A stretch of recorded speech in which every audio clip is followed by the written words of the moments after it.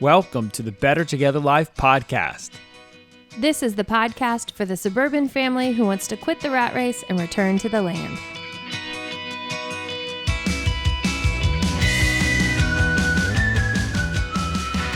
Okay, babe, are you ready for this this is an intense conversation because we've never thought that we would ever have this conversation of buying this type of expensive thing. I don't know if I'm ready for the conversation to be had with the world, but it is nice to do it in a way where we've kind of hashed out most of this, and then doing it right here on a podcast feels a little bit less scary. So maybe it's really more just the conversation, right? We're not making the decision yet, but this is one of the biggest purchases that we've ever had to make for our homestead. And that's it's a very grown-up thing we've got to do here. So today's episode is all about tractors. We've got two we want to feature for you, kind of pros and cons of each, and why a tractor would even be useful or maybe not necessary, depending on where you live, and then which tractors specifically we're looking at today. And now it's time for What's New on the Homestead. I feel like things are starting to get kind of slightly calmer. We're getting some order in. These little birds are growing up. The meat chickens that are going to be going here in a couple of weeks. We have all of the pullets that are growing up. They're soon going to be going into tractors, and the ducks going into a tractor from where they are now. And then we're going to upgrade the current lavenders and your blue poultry pallet. The lavender, what's a gray poultry pallet? They're going to be upgrading to integrate into our new layers. The biggest thing for me is we got to figure out these pigs. I don't think that's the biggest thing. I think they're all big. We have hit menagerie level at our homestead. There's a whole lot of birds here. There are pigs, but they have to be separated. There's a lot going on, and we're considering new puppies for when we move our birds. You just dropped that. I mean, it's not happening yet, but that is what's happening. The biggest thing I think is happening right now on the homestead is consolidating these birds into what we're calling the summer home. This is going to be our summer poultry home, and we're creating a new fenced off area in the front part of the property, right off the entrance. And that's going to be a big deal because right now we do have so many stations of birds. We've got this brooding shed for all the little birds that come in. So our ducks are in there right now. We've got some Polish in there, some barred rock, all these little chicks that are just not ready to go out yet. Then we have another section where all of our birds should be, right? All of our teenagers, all of our laying hens should be out in this second section. That should be it. We should even be able to put our growers back there. But because it's further away and we're a little bit protective of our meat birds, they're in another section. And then the OG hens, who we got our original incubated eggs, have rejected all other birds and they've gone rogue. So we've got 1, 2, 3, 4 places where we have birds. It is just out of control. It is like herding cats. We need all the cats in one spot. So that's the summer project. I think that's the big thing. And I know the pigs are a big deal too, but they're just such a puzzle. I don't even know how to think about it. So that's what's new on the homestead, is moving the birds to all go in one spot. And then all we will have is the brooding shed, our little nursery, and the spot where all of our birds are. So that just means that your top thing on what's new on the homestead, the thing that is taking the brain space for you here on our property, is building this fence. For real. And that it does lead to our topic today of buying a tractor. Yep. Because hiring out a company to build a fence it's super expensive. I mean, it is just, I mean, the quotes that we've gotten is very labor intensive. We're going to try to get some more quotes just to see, but it does seem. Yeah, the materials aren't what's setting us back. It's the labor, which for sure we appreciate. And we may still, if we find the right price, hire it out just for the sake of us being able to do what only we can do, and then outsource what someone else is really good at already, where they won't have the extra time it takes. Because that's the real jam on a homestead, is you're doing everything for the first time. So you're figuring out all of the hiccups and hurdles right there in real time. And that's what makes a project take twice as long. The one quote that we got, and I would say this is a very high-end company. It was real high. So, but it was to create what we need. It was about, I think it was like $3,000, $2,500 or $3,000 of labor. Right. And then you had the materials on top of that. We could easily take that and put it into the tractor. Right. That'll go towards the topic, but that's what, I mean, so. That's where we go is where do we put the money in order to make the biggest bang out of our buck? And it probably won't be fencing. So yeah, building the summer home is the biggest thing for me. I know we're also really eager to get these pigs into the woods and cut down on our feed bill for sure. That's super motivating. So I guess maybe they're neck and neck, but maybe we have different ones for each of us. You've got the pigs. I've got the chickens, mostly because I've got this kid who's like, Mom, I don't like taking care of all the animals every day anymore because I'm tired of running back and forth with all the things. You got to clarify that, because now it just sounds like we're abusing our children. Yes, you gotta really, if you say that, you have to build that out. Well, I think Ollie took on the job of feeding the animals because it's his favorite thing. It's his favorite thing is to take care of them. So that's what I'm saying, is it's such a red flag for me of we need to pay attention to this, because this kid who loves to do this is not loving that. That part of that is just maturity, growing in maturity. But I also get it. Like, it's not a very efficient system. Well, and we have to have efficiency on the homestead. We wanted it. Our kids wanted money. Yep. And so they wanted more responsibility. And so we ended up giving them the opportunity to earn money here on our property. Everett and Ella have different. Ella has the rabbits. Everett takes care of inside the house and the trash and stuff. That's more of his thing. Yeah. And Ollie is like, no, I want to do this. I want to take care of the animals. I would do this even if you didn't pay me. It's true. But as we added all of these different birds and they're separated and now they're all over the place, he doesn't want less chores. Right. And he really doesn't want more money. Because I've talked about giving him more money. He's like, no, Dad, I just want this to be easier. And fun. Where he gets to the part that he likes, which is being with the animals. And right now he's just kind of, running the road ragged, going back and forth between feeders and all those things. Not a problem that we have to solve, but it highlights a problem that needs addressing, right? Like, we don't need less work for Ollie. We need a more efficient way for him to care for these animals. And the truth is, we're going to need some predator control as we have all of these animals out. It is not easy to control predators when they're spaced everywhere. So that means having the summer home, but it would really just be the forever home for chickens. I mean, it's the summer home is good, but it would be having probably maybe an acre fenced off in the front of our property. I think it's half an acre, but yeah. Okay. So, and they would have that entire space to where, chickens get free reign. We might paddock it off a little bit if we wanted to rotate it. So that's your main thing. Let's talk about what's growing in our garden.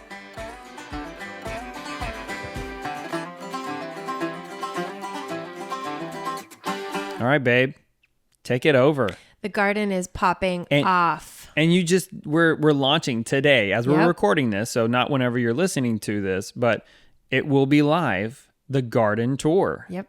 The first garden tour where we actually feel like we have something to show. Yeah. So on YouTube, one of the newer videos is going to be me in the garden. And my favorite thing behind the scenes about that video is the flashback, because I am wired that way. I am wired to see where we are and look at where we've been and then celebrate the bigness of change that just happened in small steps. And when you're stepping small, it's hard to recognize. So my favorite part of that garden tour is not just seeing what's growing, because productivity is great, but looking at what was there beforehand.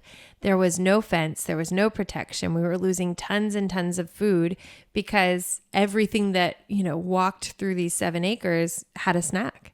So this has been an exciting garden tour to walk through and see what's doing well. What did we fail on? But my favorite thing that we've done so far in the garden is these French green beans that were ready. And we put them together for an actual meal. And I just remember gardening the very first time in Katy, Texas, where it felt like we had a bunch of sides, or like snacks. I didn't really know what to do with a zucchini. Like, what do we turn this into? We can turn this into bread. We can turn this into zucchini fries. We can turn this into yummy parts of an omelet. Like, there's so much that we could do. And I was just really new even to like cooking a whole chicken at that point. So there was a lot that I think has grown in the last few years, and walking into the garden for that tour felt like we were coming from a place of knowing what we were doing. Not all of it, because you'll see some really funny things that I was just clueless on. But knowing like, hey, if we put things in the ground and we give it water and we make sure it's not getting too much sun here, because that's, our big issue right here in Central Texas is too much sun, then we're going to grow some things and we're going to get to eat those things we grow. So what's popping off in the garden right now is everything. Everything is growing. We really haven't had losses yet to pests, but we do need to get after a few of them. And I think my favorite thing in the garden right now is our first year strawberries, which doesn't mean we're actually eating them. It's just fascinating to watch strawberries grow. So they're about to, there's one, so in the video you show how the octopus, like, the octopus of the garden. Yes. What are those called? Just the legs? I don't know. Tendrils. So they tendril out. There's one going outside the garden. Yes. It's trying to root in the old cedar cutoff. Yes. Like, because that's starting to break down. It's like it's trying to get in there and find soil in that. Nature is remarkable. I remember leaving Katy, and we took down this pergola that was in our backyard. And in the top of it, where the wood had begun to rot, there were entire plants growing. And I was just astounded. Nature's remarkable. Totally resilient, finds a way, covers herself, she's modest. All the ladylike things about nature is just mind-boggling when you give it room to do its thing. And that is what is amazing about the garden. I was reading Jess from Roots and Refuge, her gardening book, and it's just unlike any book. I think there are some amazing book shares that we should do in the future. And the best thing about it is the relationship with the garden. And this should be a whole nother podcast, but the thing that I've been hanging on all week is she says, the really successful gardener, the person who produces food and uses the food and enjoys it, is the one who falls in love with their garden.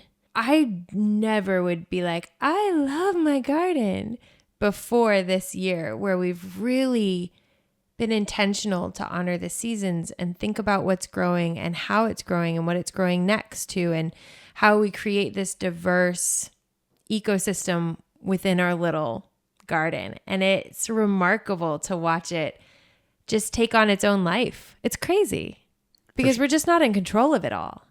I'm very proud of you. Thank you very much. It's going to get you a makeout session for sure.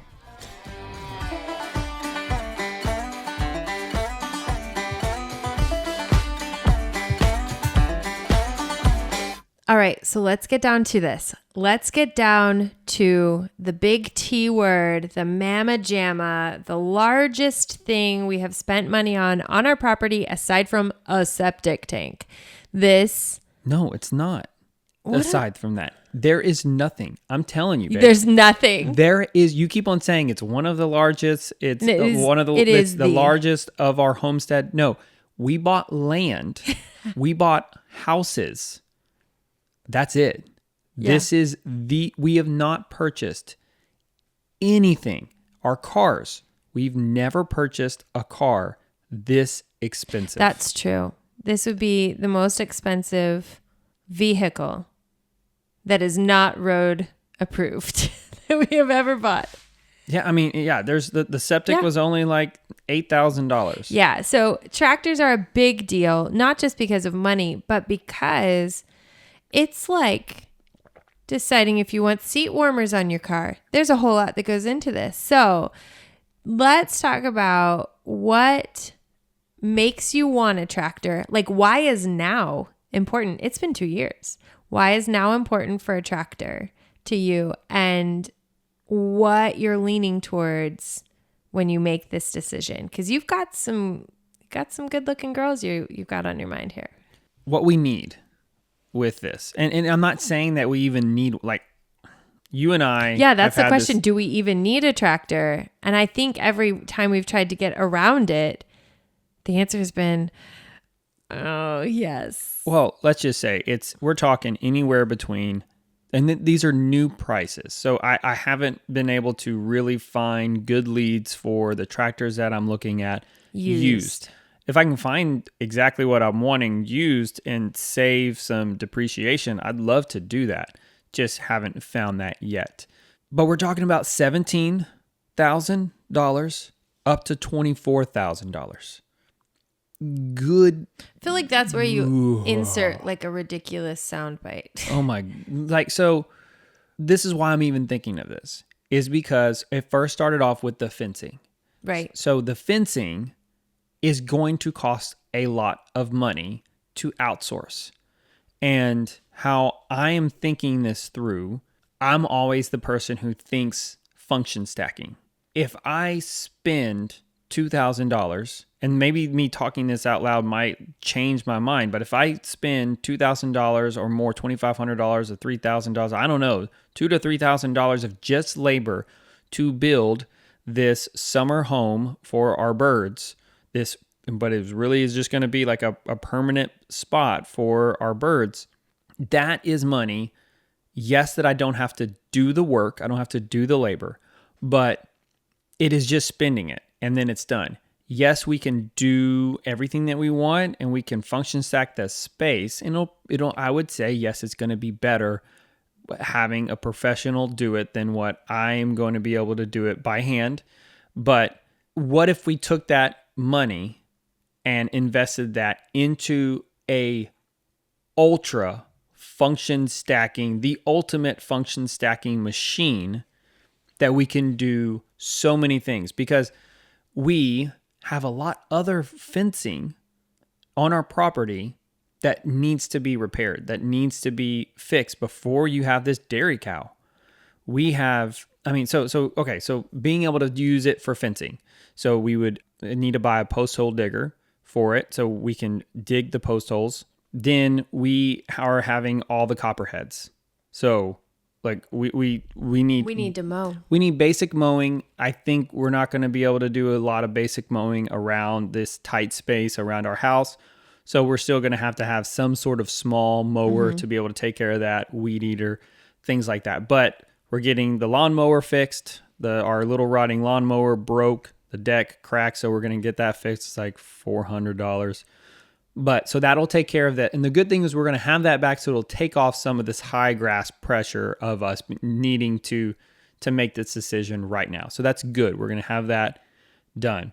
But this mower's, I broke this mower because I tried to push it to the limits and tried to clear land with it a little bit. Like I tried to take down some of the woody weeds and it cannot handle it. So we're not going to be going to the back pasture as much with this mower now. We'll clear some paths, but that's about it. A tractor, of course, will do brush hogging, shredding, all of that. It also is going to have a front loader on it. So that means that the 11 dump trucks of these wood chips we're going to be able to use. It's true. Because right now, we're just waiting for it to break down to turn into dirt to be able to use it. And it's not the fullness of what these wood chips are, of using it for mulch. Because right now, we can use it for mulch. We need to be able to use this. I love how you were like using words that sounded like Transformer words. Like, this is the ultimate Optimus Primal machinery. We could have, yeah, that's for sure how it feels. And I'm a little bit sort of like holding my breath because I don't want to think this will change all of our problems. I don't like living for well, when we get this thing, our lives are going to be so much better. And I'm not saying that's necessarily true, but This is looking behind the curtain. I see the merit of getting like just the dump trucks of wood chips. And y'all, we have literal dump trucks full come to our house regularly and drop wood chips. I can't even me, I cannot deny the value of that. And the desire to just take it while we got it, because there will be a time when they're not dumping wood chips here. And the truth is, those wood chips are like free land stewardship gold. This is how we can help our property with all of our runoff, all of our spots that are, cracking in the summer, just desperately looking like, I don't know, a horror movie. You could stick a 3-foot pole down into these cracks in the summer, and you just see how badly this land needs topsoil and restoration. So I see the value in it and almost think like, gosh, is it really? I don't feel like, oh no, does it cost $20,000 for us to buy something to move this?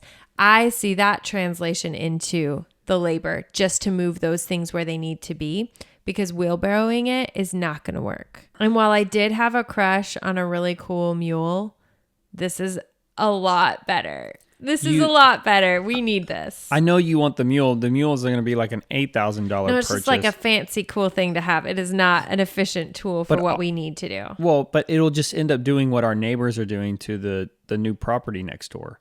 It's just going to, all it'll do is just erode paths. It's just going to run down paths. Exactly. Yeah. And what we really knew when we bought this place was this needs some care and some really intentional work to the earth. So how about this? How long did it take you to do your little wood chip path to the garden? 20 minutes. That did not take you 20 minutes. Bless your little heart. It sure did. No. Baby, the wood chip pile was there, and then I took it over. I only took 2 dumps, but that's all I took. And that's the thing is like the little garden path is maybe 10 feet long. It's 3 feet, 4 feet wide. And the wood chip pile was right next to it. So filling up a wheelbarrow and putting it on there took 2 wheelbarrow loads right next to the wood chip pile. But where we want these wood chips to be at work is a football field's length down the way. And to go back and forth with one wheelbarrow is just an exercise in futility. So if we can find a great tractor to put to work, this is where I don't see that much belief in my mind about the fencing, but the wood chips make sense to me. And the idea of some of these future projects that we have that are in the back part of our property really does need a powerful machine. Well, I would say this. If we buy a tractor, we're not going to outsource the fence. If we outsource the fence, we're not going to buy a tractor. Well, let's look at those things that we would do, which you said. So we want to mow the brush, we want to pound these fence posts, right? Like we need extra power for those things. Well, clear the brush, not just. I mean, it's like mowing. No, I agree with you, because there's a difference between mowing and shredding and. But also, just think about our property. There is no mower that is going to work. We've tried 3 different methods now. A riding lawnmower. We've had that push sort of like weed stringer or string weeder. And then we've used a weed eater, which again, exercise in futility when you have 7 acres. It's just not optimal. It's not efficient. And for us to grow and do more of what we know we're meant to do here, we have to have efficient systems in place. And it doesn't mean that it doesn't take work. We're not trying to automate and get our hands off of things. we're trying to put our hands on new things. And that can only happen when we've taken care of these basic projects, and moving the wood chips is just one small part of it. But those wood chips have been such a exciting free provision that I can't overlook the benefit of moving that with a tractor.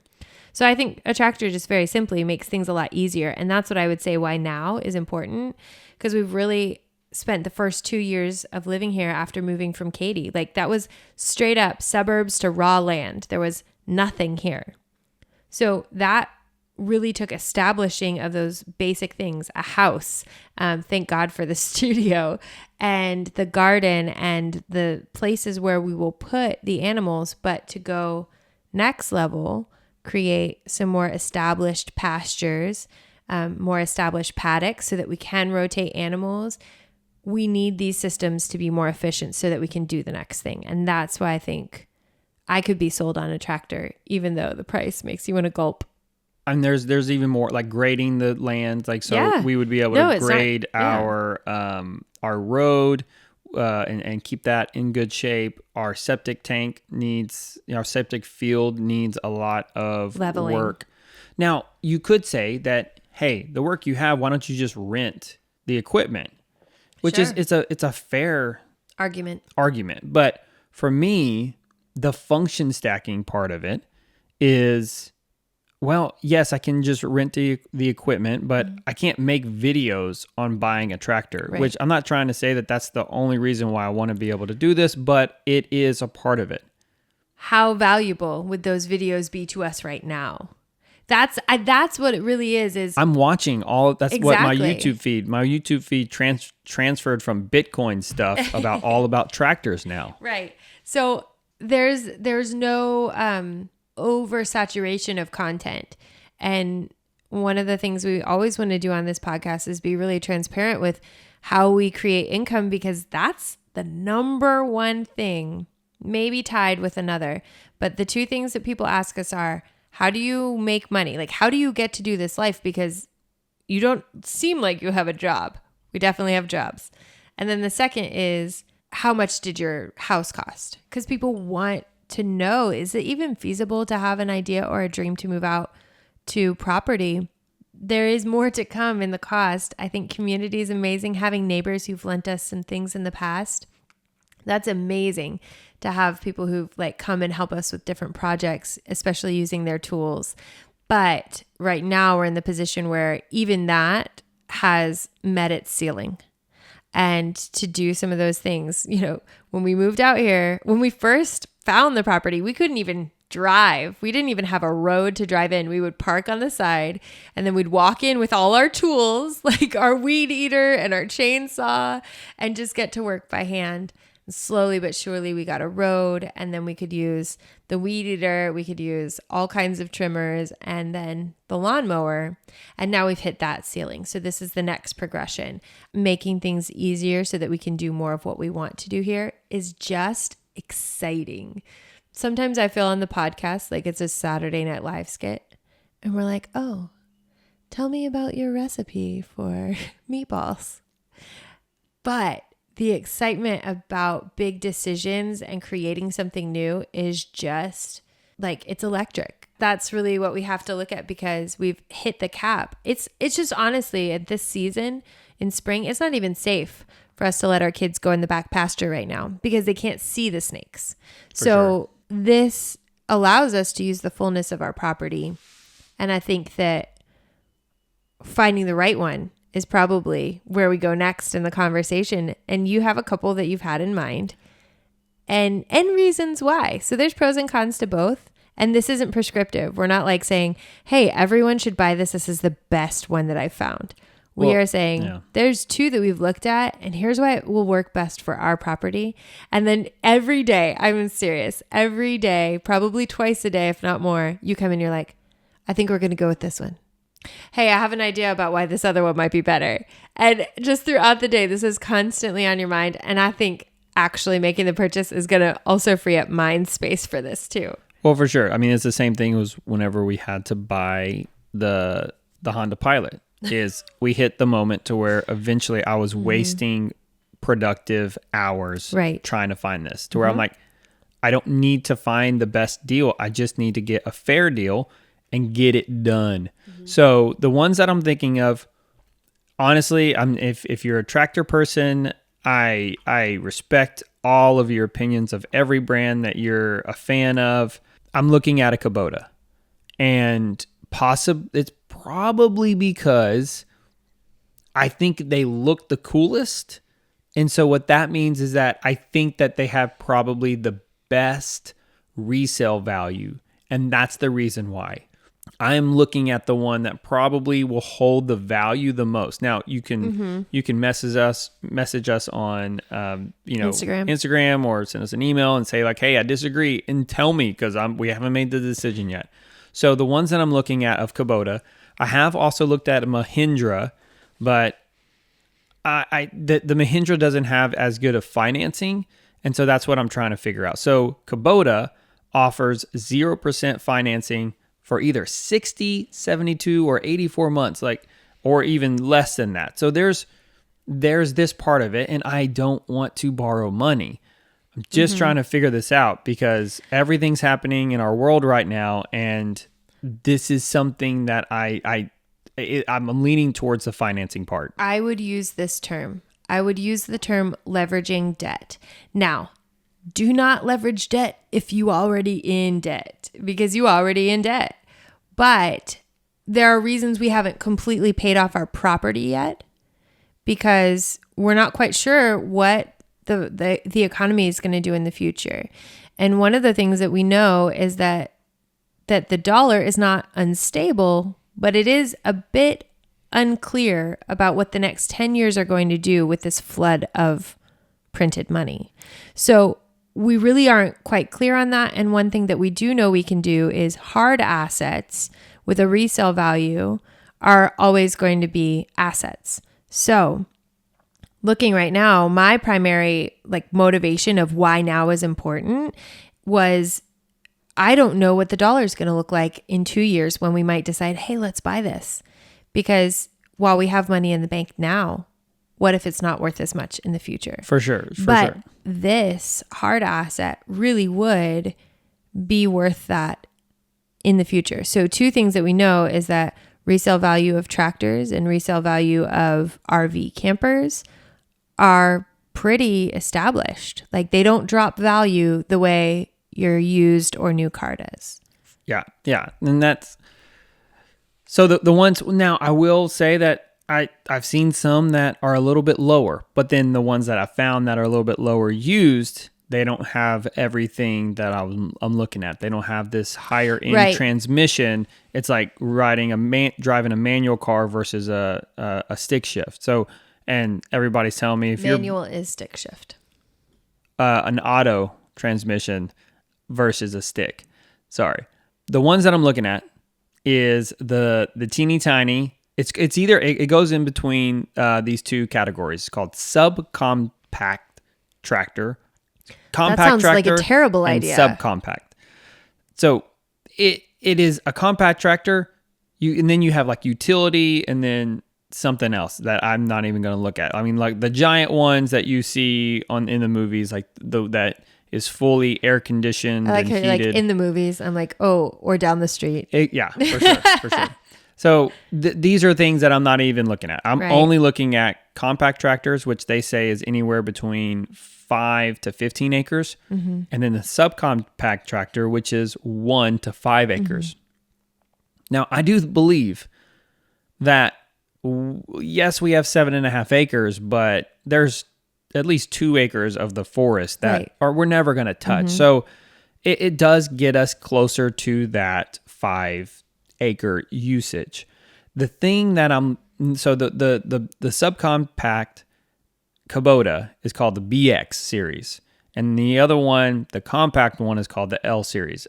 I'm not a gearhead on tractors, so I definitely don't want to bore people who are not. But if you are a gearhead and you know all about tractors, then you understand the language that I'm saying. Basically, the BX series of Kubota is the right price that I would feel comfortable pulling the trigger on. But it really, really is right on that line of a glorified riding lawnmower. It can do some cool things. It can pick up about 400 pounds with the front loader. That's just not on the verge of like enough. It's already a ceiling. That's what I don't like about it is when we make purchases, right? We've been making a lot of business purchases for a long time. Like together we have made purchases for business for 15 years. And we have very different decision processes. And I'm usually I don't think we need this. And as soon as I think we need this, I'm always going to go for the high end because I wait. And you're baking on ideas the whole time I'm saying no. And then as soon as I say yes, you're like, all right, let me war between these two ideas, whether it was a car or it was us even deciding banks. Like, I'm like, we don't need to switch banks. And you'll have all these reasons why. When it comes to this tractor, I'm like, if we get that BX series, we are already capping ourselves out on what we're able to do here.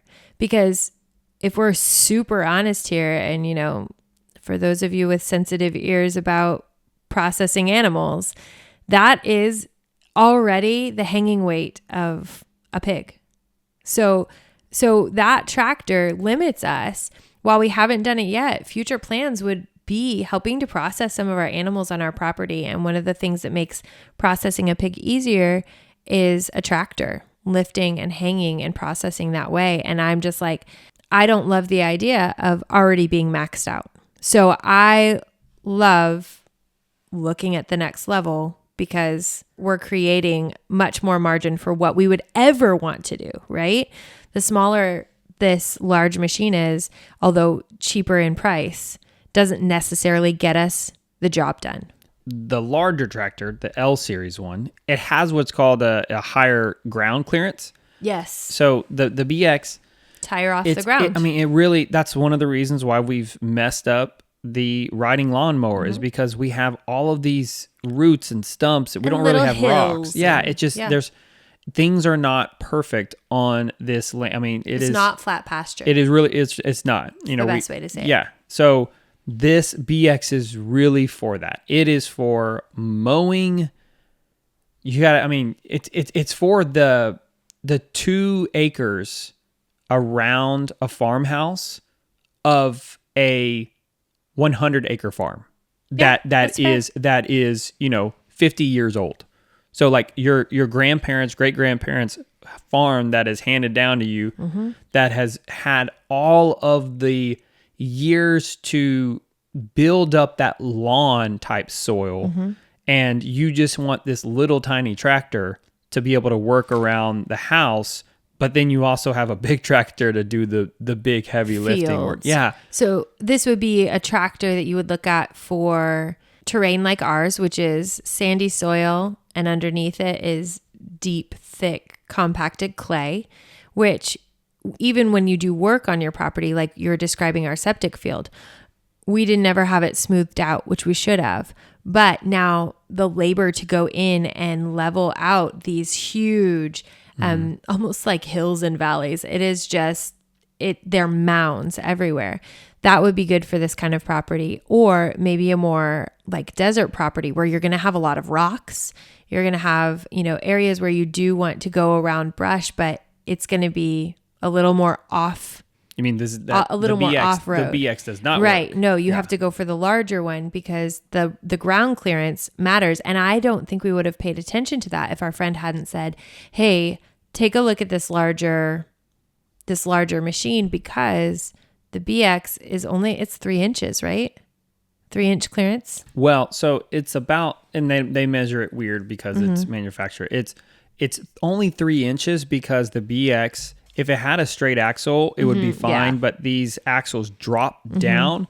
So if you caught something that was and we have now done the forestry mulcher, right? So there's a lot of these little stumps. I mean, like it's not really stumps, but there's these thick, like 4-inch tree things that come up. That's like a Those stump. are stumps that can catch that, right. and so I'm not worried so much about it ruining it right away, but it just opens up. It's just not the right machine. It really, it's like yeah. coming to a gunfight with a knife. So that means we go to a step up, which for Kubota, it's the L series, and just things get more expensive. It is going to be it's going to be $5,000 more.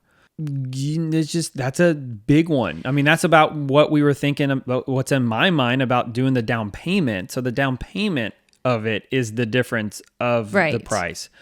But I do believe that it is, if we were to buy a tractor, the compact tractor series, category is the right one for our property. And I do believe that it would have a better resale just because it opens up more possibilities for, anybody that would want it. Yeah, we can't make financial decisions for every listener on here, but very transparently, we have the cash to pay for either of these machines. But the truth is, because we're talking about how we're very aware of the economic situation in our country, we can also see the benefit of leveraging this debt. So we would certainly not, I refuse, we've had this conversation, you and I refuse to pay anything off for 84 months. I think that's absolutely outrageous. Anyone who is on this, please know, we are proponents of being debt free. We do not do debt. We haven't been in debt for years. And when we have taken on debt for building our property or our car, this was very calculated debt. So 7 years. So that we were leveraging our finances toward our end goal of debt freedom. We will be debt free in our 30s. Before Bo turns 40, we will not have a house payment. So the idea is what's wise for your family is going to look different from family to family. I would not ever be like, hey, yeah, you should take on a 7-year loan because you don't have to pay any interest on that. That is still being slave to the lender. In this case, we've looked at, okay, if the worst thing happens and, we were to have to sell this, well, then we could sell this right side up. But also, if we had to pay this off, we would have the money to do that. So we're giving ourselves space in that. And not that we have to justify that to anybody. I'm sure people will tag us or whatever on this, but we're not trying to be prescriptive. We're just talking about the options because a lot of you want to know how to get from the suburbs to the homestead. And this path really depends on what you're looking to create. And when we found 7 acres, we saw it, we walked it, and we knew our job was to steward this land well. So this was a way for us to next level up, steward this land well with future food forests and being able to get our water toward the back of our property, to do all the things we were meant to do. That is why a tractor is the next step for us. And looking at it in this way gives us the opportunity to do that. And I don't love financing. I don't think anyone does. But as you master your money and it doesn't master you, you can tell it what to do. And you can make the calculated risks in whatever area. But nothing is risk-free. So how many months feels good to you? Oh, nothing over 2 years. Longer than 2 years feels like suffocating, like drowning. Which is why we talked about how can we get the down payment larger so that our monthly payment is smaller and we don't have to do this for 2 months. Because right on paper, that monthly payment of over $300 is just offensive. Sure. So, I mean, because that's the question is we wanted this opportunity to say mentally that we are 100% debt free in our 30s. That's less than a year away. Right. We would throw this out. We couldn't do it unless we got debt free and then next year we did it, which is inauthentic. Sense, which doesn't make sense. Yeah, that doesn't work. I don't know. I think that's a good thing to weigh out. I really look at this as like the car debt that we took on doesn't feel like car debt. But it is. On paper, no one would ever take on debt with interest because it doesn't make sense in the end. You're spending more money for something you wanted now that you couldn't pay for. When we look at this, if you turn 40 and we have money in the bank to pay off this thing because we have it right now, like we could buy these flat out right now without airing too much of our business to these people who are going to then, go look up how much it costs and check our bank account by their own brains. We could buy this outright. We're leveraging this debt. And I do believe that there's no, we're just not going to get down low in our bank account by making irresponsible purchases. Whenever we have massive purchases to make, we adjust our lifestyle. That's just always been how it is. Even when we had a massive purchase of I need to pay a midwife to have a baby. These things have always been an adjustment in our lifestyle, and we're willing to be flexible for the things that we want. That's the cost of living anywhere to live debt-free. You be in the suburbs of the city, you can be in another country, but if you want to live debt-free, you need to spend less than you make. And if you don't make enough for the things you want to do, find something that makes you more money. Period. Okay, because I do see car 100% debt. I do see the countertops because that we of did, the interest, 100% debt. But the no interest part of it, I feel like it's slightly different. That's the wrestling that I am doing mentally of. And you wonder whether you're justifying it. Well, I'm justifying it in so many ways. This is a business purchase. It is. We're going to write this off. Yes. I talked to our accountant yesterday to say, hey, I'm looking at this. It'll help our business. It'll help us create farm income, which they did actually give us a Schedule F for our taxes. So that was kind of cool. Ooh. We didn't even know. We're like, okay, so that's kind of neat that they ended up doing farm. that. It's official. Not an FU, a farm. So we would be able to write this off on a lot of different ways. I think maybe pause for a sec. Tell us about function stacking with this machine.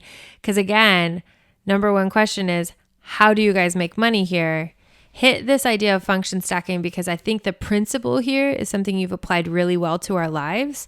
But it's a question. I have talked to 3 people in the last 2 weeks that said, what is function stacking? Okay, so the concept they'd never even considered. Actually, so a plug for the Casual Palaver podcast. Oh yes. So our friend Cody Kaufman, I was on his podcast. You were just on his wife's podcast, The Homegrown Hens, which is fantastic. We should have a whole section, but we would recommend the Casual Palaver with Cody Kaufman and the Homegrown Hen podcast with 4 fantastic homesteading, homeschooling mamas who just have a heart to share what's good and beautiful. So exactly. Go check those out. So Cody and I were talking about function stacking. He asked me the same thing. And for us, there's most people, they make a decision. They just focus on one thing. We try to make a decision and we list out on paper with pen and really go through how many different ways can this improve our life in terms of making our life easier, in terms of joy, and then also monetary. Does it create an income? Does it help us create an income? Does it help us save money? So in terms of the function stacking element of this tractor purchase, I would probably say getting goats would be better. In terms of that, for some of us, I know. I don't really. I'm not a goat fan yet. I know we're not, and I would agree with that. I don't think either. If you don't have animals doing the work, you got to do it, right. And so that's where the tractor comes from. So there's so many people in the world. They say I cannot do something, and I do not let that enter my mind. I don't think you ever say that. I can't. I think you just question how can we do that, and that's what I do. And sometimes the answer is we cannot. Yeah. So if you're watching the we video, will not. Okay. So here is how we function stack with a tractor. It depends on how many things can this improve this our one life. decision Exactly. Make. So in this, I wrote a list of how can we afford a tractor. I love your which list. is basically, if you're watching on the video, this is it. We could do, it's a temporary rental. Mm-hmm. That's one thing, is we buy it.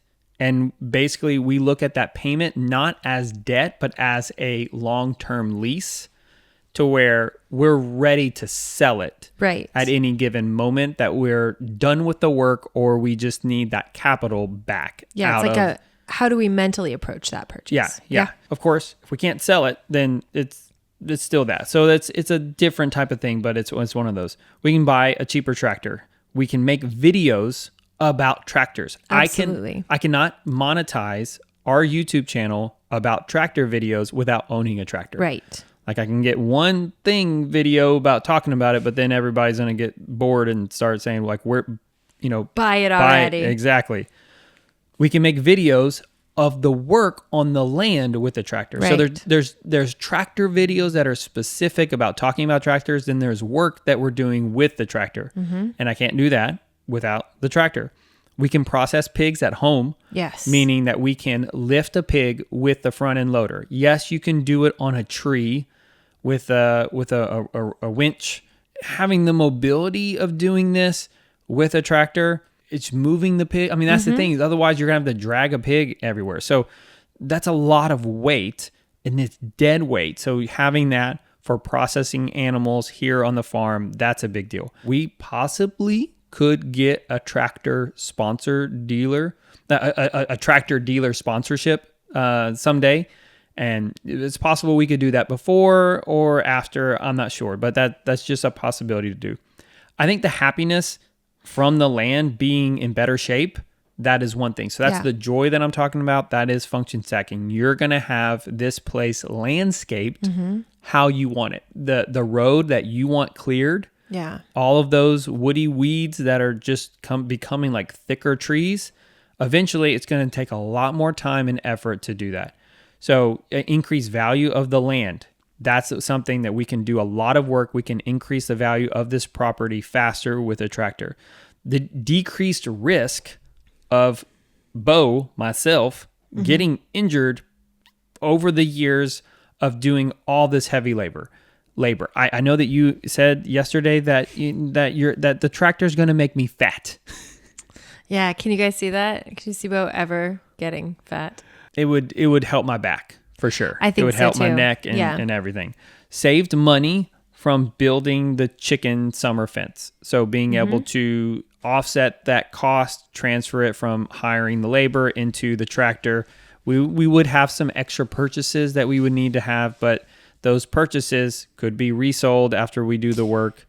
But going back to that stack of, we can make videos on this. Correct. And we can promote that on YouTube. I think that's huge. We want Better Together Life to be something that is empowering, that is transparent, that people can look at and feel like there's just no pretense or hidden smoke and mirrors. Like, let's just talk about it, because these are the same kind of conversations we wish we could hear in our decision making. The more honest people are about how hard or challenging or the hurdles or like even secret tips, when we talk about how we got our rain tanks, I get tons of messages when people are like, hey, I saw your video on the rain tank. How did you get that government subsidy? How did you get that to happen where you had such a low cost on your rain tank and you harvest so much water every year? Those are things that, man, the nuggets and what we can give back to this community of listeners and audience that have given so much to us so that we can create high quality things, that makes a big difference for me, because you can tell YouTubers or content creators who are in it so that they can get from you. But when it's a relationship between an audience and a content creator, then there's like magic there. Then, when you see each other at a Homesteaders of America conference, you're like, oh, I loved having that conversation with you in the DMs. This should be something that's accessible for people. There shouldn't be hidden, wondering things. And the truth is, we're just a suburban family who read an article about a 1-acre farm and thought, how do we make that happen? And then just didn't quit. And even while we're here, there's more to be done. There's more to be learned. We're not going to couch potato through life. So if you have any thoughts on tractors, please definitely send us a DM on Instagram, send us an email. Yeah, how do they find us there? On Instagram, we are Better Together Life, and then Kelly is at Better Together Wife. Our email is just the same, bettertogetherlife@gmail.com. those are the best places to be able to find us. Please let me know any kind of tractor talk that you know of, because we need the help. So you can find us at Better Together Life on Instagram, or I'm Kelly at Better Together Wife on Instagram. You can also email us at bettertogetherlife@gmail.com, and we'll see you on the next podcast.